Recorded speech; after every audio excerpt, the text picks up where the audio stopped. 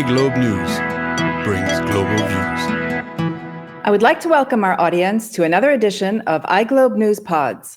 All our podcasts can be found at www.iglobenews.org and on our YouTube, Apple, and Simplecast channels.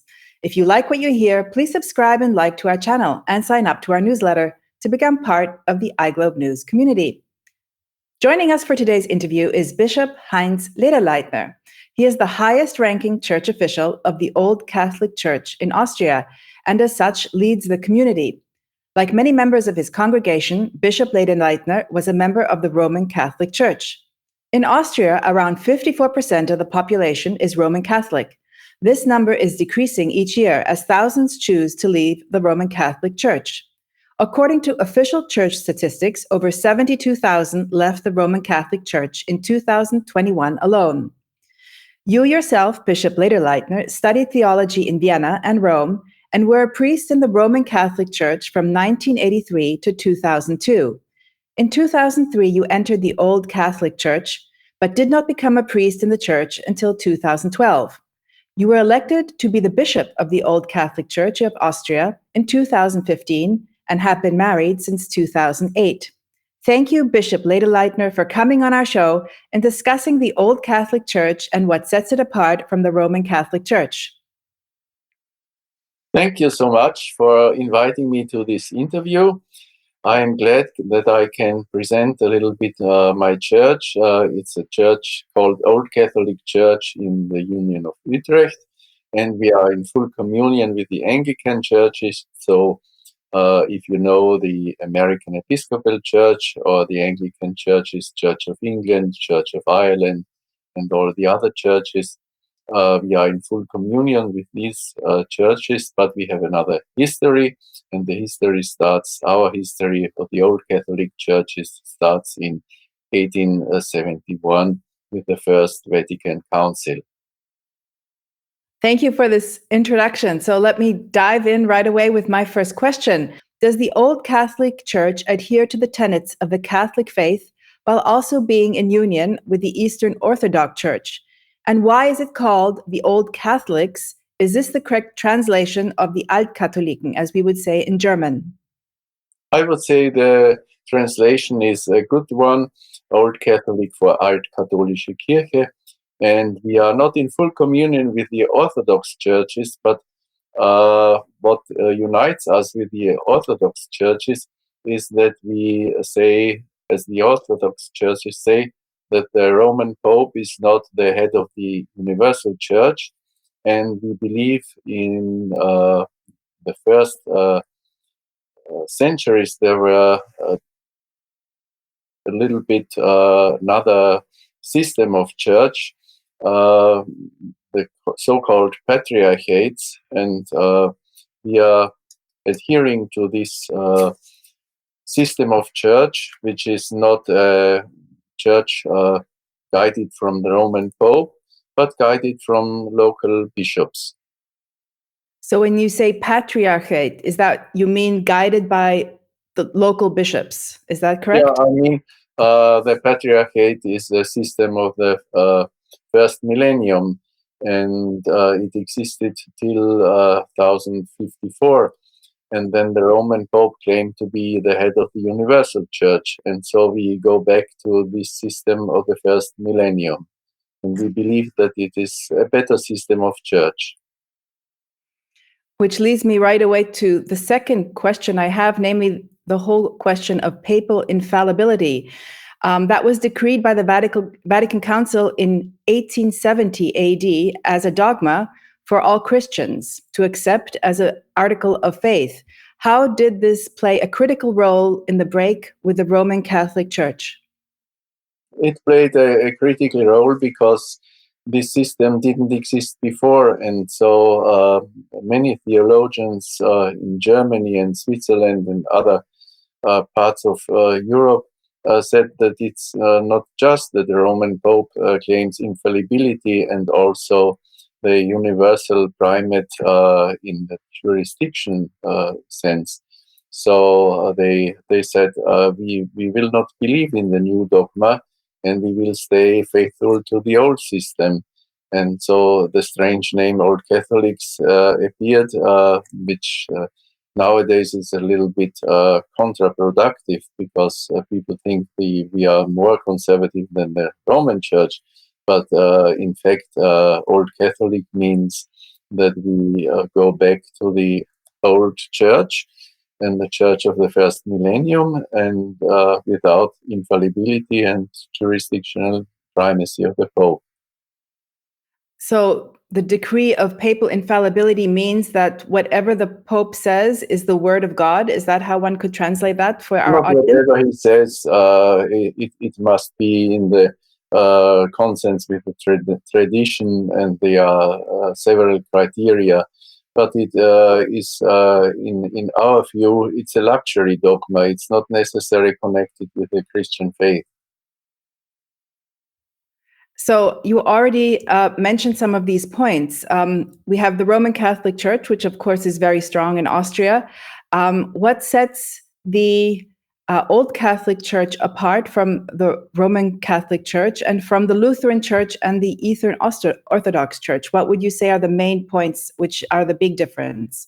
The main points are that we are a synodal church. That means in secular speech, it means we are a democratic church, that the church is guided by the synod and not by the bishop only, and the synod has a majority of lay people in it, and so the church is structured by the basic people, and that means we have organized the church in another way. And so we have no celibacy, and since more than 20 years, we also bless same-sex partnerships, and we also have the system that we accept people to communion who are divorced, and we say we are not. Jesus is Jesus is inviting the people to the communion, not the church, and therefore people can come to partake in the communion, in the Eucharist, whenever they like, and whenever they feel in their conscience that it's just to go there and to receive the Lord Jesus Christ. Yeah. And what would you say would unite them with the Lutheran Church? With the Lutheran Church, I think we are united in that sense that we do not accept the Pope as the head of the Church, but we are a Catholic Church, which means we have the traditional Eucharist and the 7 sacraments, and so we are quite in the same state as the Anglican churches. And since 1931, we have this so-called Bonn Agreement, which unites us with the Anglican churches. And you already mentioned the similarity to the Eastern Orthodox Church, that it is also based on a rule or a guidance from the patriarchy, which in this case are the Conference of Bishops. Is that how you would translate it? We would say that we are united with the Orthodox churches in that sense. But our synod has taken some decisions which are not accepted by the Orthodoxy. We have female priests and the blessing of the same-sex unions, and Orthodox churches would not accept that. That is the fact. So in a sense, the Old Catholic Church, as you said, the name is does not actually reflect what it is, namely a very modern and progressive church. When you hear the word Old Catholic, you always think it's very conservative, which is not the case. The church itself, I read up on the history while preparing for this interview, was founded by bishops, Roman Catholic bishops, and they came from Germany, France, Hungary, Austria-Hungary at the time, and Switzerland. Could you maybe share with us in which countries the Old Catholic Church is the strongest? I know that there's, for instance, some even in the United States. There are Old Catholics in the United States as well. Yeah. the Old Catholics in the United States are not Old Catholics in our sense of the Union of Utrecht. They are not in communion with us. And fact is that only priests and congregations joined the Old Catholic system and no bishops. So we had to find a bishop who gives the apostolic succession, and we found these bishops in the Church of the Netherlands, the so-called Old Catholic Church of the Netherlands, which divided before in the 18th century from Rome. It was about a question of electing a bishop who didn't please to Rome, and so they divided from Rome just in the 18th century. But they wouldn't say that they divided, but they would say Rome divided from them, because Rome made this strange decision to not accept this bishop as just elected bishop, and they sent a new bishop, and so this church in the Netherlands gave us the apostolic succession, and we are in communion with the Netherlands, the Church of the Netherlands, Old Catholic Church of the Netherlands, Germany, Switzerland, Poland, and there are some congregations also in Croatia. I'm responsible for these congregations because Austria is so near to Croatia. So if you would have to, I mean, we talked about the great percentage of Roman Catholics in Austria, because that's very much historically based. So if you were to take all Old Catholics together in Europe, I take it from your explanation and answer to my previous question, how many Old Catholics would you say exist in Europe and in the world today? Old Catholics in the sense of the Union of Utrecht, I would say that there are about 50 or 60,000. We are a minority church. Yeah. That's very sad. That would be great if we had more people who knew about us. And I hope that this interview will bring your message out into the world and tell people of the other Catholics that exist out there. Which brings me to my next question. The Old Catholic Church sees itself as a Rome independent church with a democratic constitution in which laity and clergy form synods, which you already mentioned a couple of times. Priests are elected by the people of the church, and this is quite different approach than the Roman Catholic Church. Could you please tell us maybe more about this democratic constitution of the Old Catholic Church? Yeah, the democratic constitution is a so-called synodal constitution because we think that it's just to have the same system as the old church and the church of the first centuries. And this was a church not guided by priests and bishops only, but by the people of God united in assembly. And so we have each 4 years a synod, and in the synod come together the people of all our parishes and congregations. We have 12 congregations in Austria, and 2/3 of the people are lay people, and only 1/3 is clergy people. And so majority decisions can also made by lay people, and I think it's a good system. Because it represents the will of the people, and yeah.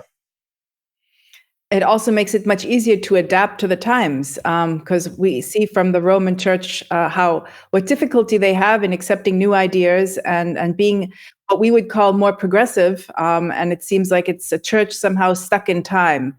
That's, I think, also one of the reasons maybe that many people are leaving the Roman Catholic Church at the moment.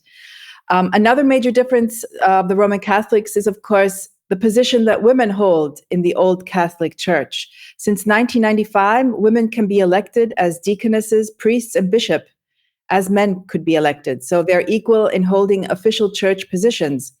Are women treated completely equal in the Old Catholic Church? I think they are, but as it is also in society, it's not as it could be. Maybe it's only 20% of our clergy is female clergy, so there's much space left for more. Mm-hmm. So to become a clergy member in the Old Catholic Church, does one have to go through all the steps one would have to go through as if one wanted to become a clergy member in the Roman Catholic Church? Someone would have to study theology and go through that whole process. How would you describe it to our listeners? Yeah, I would describe it, as you said, people have to go through the process, study theology, have an academic degree in theology, and then also being accepted by a community. The congregation has to say, we want this person as a priest. And it's necessary that the people say they want the person. Even when the person has studied theology, this doesn't mean that the community has to accept the person. Yeah. So it is a true democratic decision in the true sense of the word, that the leadership is voted on by the members of the church themselves. Yeah, it's voted by the people. So we already have two really great differences that we've already outlined. So we have the democratic constitution, which is, of course, totally opposite to how the Roman Catholic Church functions. And then we have the position of women in the Old Catholic Church, which, of course, they are totally absent, except for nuns, if we look at the Roman Catholic Church. And yet there is still another great difference, namely the fact that in the Old Catholic Church, priests are allowed to marry and have a family. And this is a very progressive approach, a very progressive idea. Could you explain maybe what your opinion is, why this has not been able to be decided on by the Roman Catholic Church? I think in the Roman Catholic Church, the position of the priest is such an elevated position, and priests have to adhere nearly as saintly people. So having a family means that people will note that the priest is a normal person and has a normal family, and maybe he has problematic children, or maybe he gets divorced and something like that. So he has not the same elevated position as in the Roman Church. And the Roman Church, I think, has the fear that people will not accept this kind of priesthood. What percentage of your priests and bishops are married and have a family, and what percent are women? I think women are about 20% of our clergy, and married people are about 80 or 90%. How is your relationship with the Roman Catholic Church? Do the priests and the bishops of the Roman Catholic Church accept the Old Catholic Church, or do you still feel that there's animosity? I mean, not on a personal level, but on a group level, on a church level. I think on a church level, the Roman Church is not quite accepting us in that sense. It's difficult to describe. On the personal level, it's a very good relationship, and on the group level, I think they are not in such a good state with us. Yeah. Why do you think that is? Do they have long memories? I think what I heard once is that they accept the Protestant churches because the division is about 400 years, and our division is only about 150 years. So the wound is still more to feel here. Yeah. So in other words, the Roman Catholic Church has a long healing process, one could say. It would take Yeah, another yeah, yeah. 350 years or 250 years to get to the point where the Lutheran Church is now. Which brings me, I think, to my next group of questions, namely like the crisis in the Roman Catholic Church. I mean, it's really no secret. It's all over the news. It has been there now for many, many years. First of all, the issue that, the church cannot modernize, but then also the fact that because of the fact that the church isn't modernizing, and also because of the scandals which have been rocking the church, many people are just leaving the church. So do many of these people who leave the church come to to the Old Catholic Church? And why do you think so many people are leaving the church? I think many people are leaving the church because they are not in a very good contact with the local parishes for a very long time. And so it's an easy step to leave the church because the church has nothing to say to them. And they only a few people are coming to our church. I think because only few people feel attracted by institutional churches, and in our time, many people look for spiritual resources outside of the institutions, and people look to us as an institutional church. And if you look at my picture, I appear like an institutional person. Yeah. Because you're wearing that special collar that one also is used to with the Roman I'm not Catholic.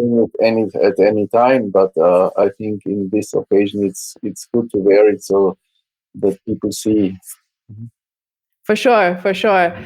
So you think people are flocking more to just being outside of an organized religion and having their own personal beliefs, which is I think somehow. it's happening in Europe, and it's happening maybe also in the United States. I'm not so informed about it, and especially in the Western countries.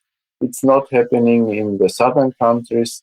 I know a church which is a good communion with us, the Philippine Independent Church, and there are a lot of people and also young people coming to church. It's quite another style.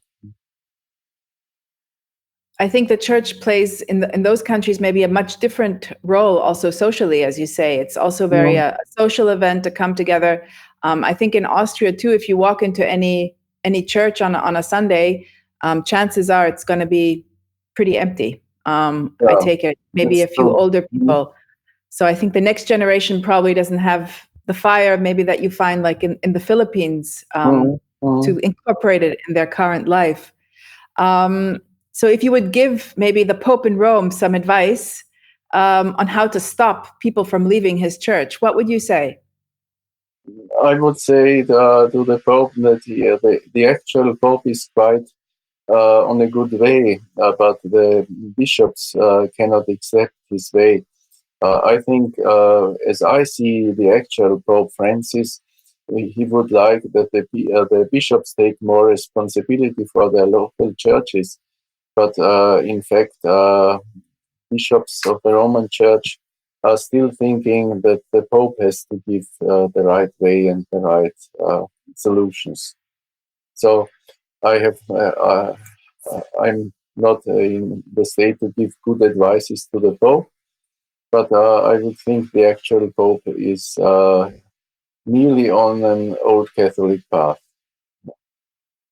I think because he criticized, for instance, the corruption, and so he's much more outspoken for sure than maybe his predecessors were. Do you think that if they would ever to accept the tenets of the Old Catholic Church as we've outlined them, do you think there would be a possibility of the Old Catholic Church and the Roman Church coming together sometime in the far future? I hope so, but I don't think that it will happen in my lifetime.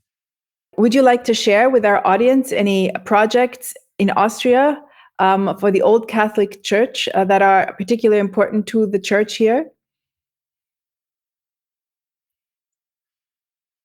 Yeah, projects. I think in our church we have some approaches happening now, but I'm finishing my time as a bishop next year when I'm 65. So I think it would be great that you continue with the new bishop and the new synod with their ideas. And after 2 years of COVID, it's quite difficult to recover and to bring together the people in our parishes. And so that's the actual project.